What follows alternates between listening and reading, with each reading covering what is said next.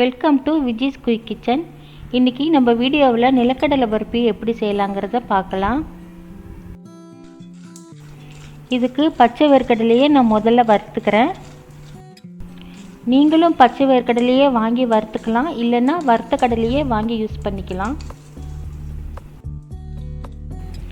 நிலக்கடலை நல்லா வறுபட்டு கொஞ்சம் பொரியிற சத்தம் வரும்.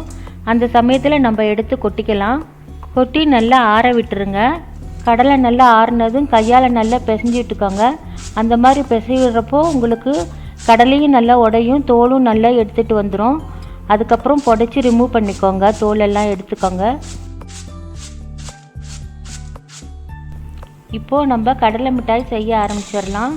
அது செய்கிறதுக்கு நான் இப்போது 2 கப்பு கடலை எடுத்துக்கிறேன்.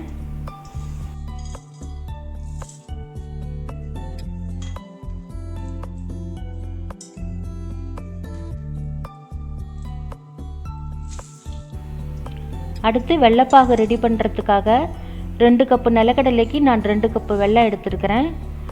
அதை இப்போது ஒரு பாத்திரத்தில் சேர்த்துக்கலாம். அதோட ஒரு 1/2 கப்பு தண்ணி சேர்த்துக்கிறேன் வெல்லம் கரையிறதுக்காக. வெல்லம் கரைஞ்சதுமே அதை இப்போ நம்ம வடிகட்டிக்கலாம்.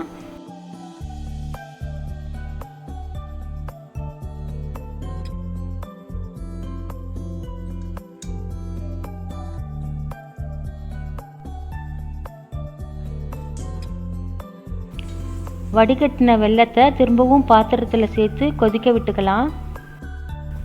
அடுப்பு சிம்மில் வச்சுக்கோங்க. நல்லா கலந்து விட்டுக்கிட்டே இருங்க.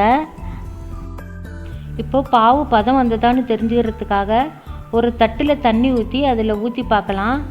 அதை எடுத்து நீங்கள் உருட்டி பார்த்து அதை உடச்சி பார்த்தீங்கன்னா அது உடையாமல் உடஞ்சதுன்னா பதம் வரலன்னு அர்த்தம். பாகை இன்னும் கொஞ்சம் நேரம் காயணும். திரும்பவும் நீங்கள் தண்ணியில் விட்டு இந்த மாதிரி உடைச்சி பார்த்தீங்கன்னா டப்புன்னு உடையணும், அதுதான் பதம். அந்த சமயத்தில் உடனே அடுப்பை ஆஃப் பண்ணிவிட்டு எடுத்து வச்ச கடலையை போட்டு கலந்துக்கலாம். உங்களுக்கு ஃப்ளேவர் வரணும்னா இந்த சமயத்தில் கொஞ்சம் ஏலக்காய் பவுடரும் 3 ஸ்பூன் நெய்யும் விட்டுக்கோங்க.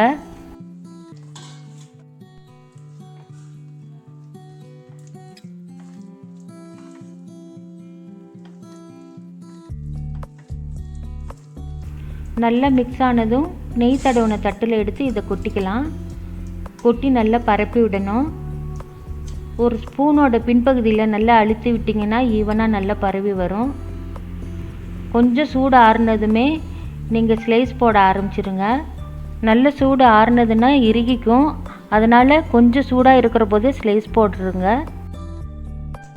நல்லா ஆறுனதும் தட்டோட பின்பகுதியில் தட்டி விட்டிங்கன்னா இது மாதிரி அழகாக எடுத்துகிட்டு வந்துடும்.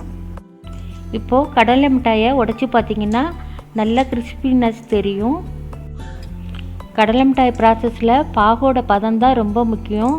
அதை மட்டும் கொஞ்சம் கேர்ஃபுல்லாக பார்த்து அடுப்பை ஆஃப் பண்ணிக்கோங்க.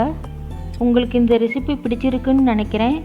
இந்த ரெசிபி உங்களுக்கு பிடிச்சிருந்ததுன்னா லைக் பண்ணி ஷேர் பண்ணுங்கள், சப்ஸ்கிரைப் பண்ணுங்கள். நான் வேற ஒரு ரெசிபியோடு மீண்டும் உங்களை சந்திக்கிறேன். தேங்க்யூ.